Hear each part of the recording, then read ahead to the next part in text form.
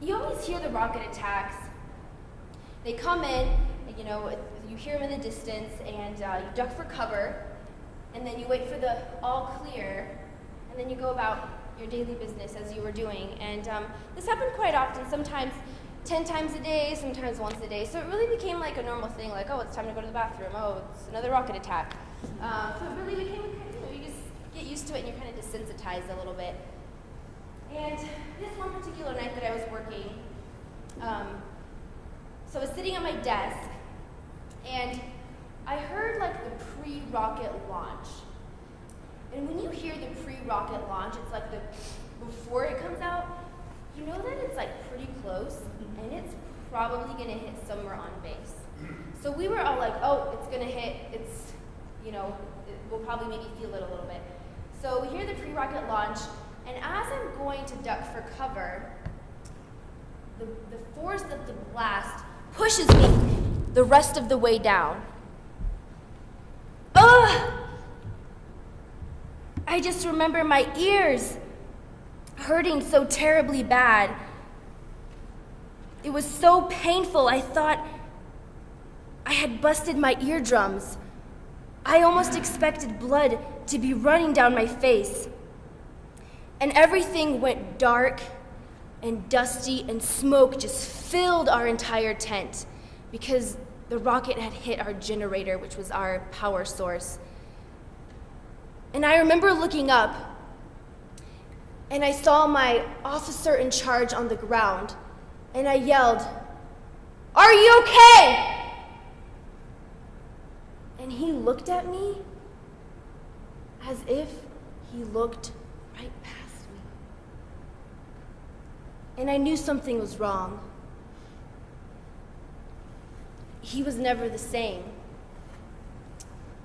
He was diagnosed with a traumatic brain injury, and he had to be air evac'd out a couple weeks later. Nobody died. We had 2 of our soldiers who had some shrapnel wounds, and they had to be air evac'd out shortly after the incident.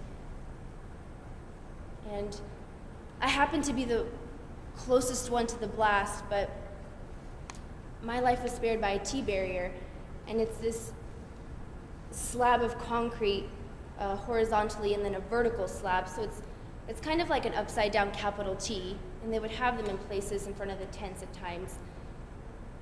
And miraculously, we launched our mission that night. We got it out on time without any hiccups. We just went into this robotic mode and did what we had to do. And even though our whole tent operation was shut down, we went to where we could to get what we needed. And during the evening times, we would have this captain come in, and his name was Captain Tritz, and he would come in to kind of lighten up our moods and to tell us a funny joke, and he knew what kind of crappy situation we were in, and he had a lot more downtime than we did, and he would come by and just really just lift our spirits.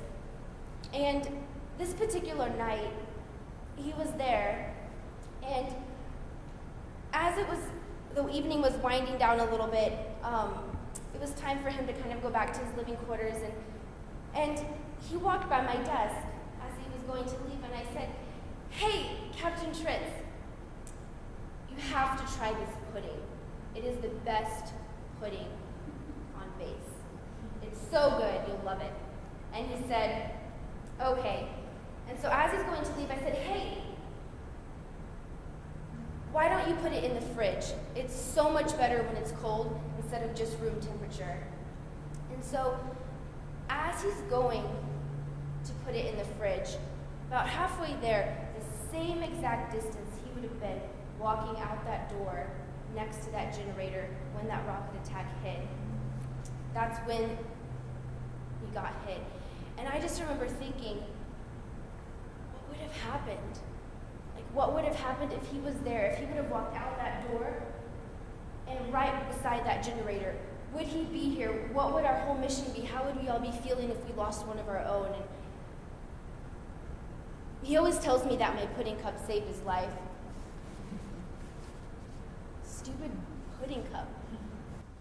know?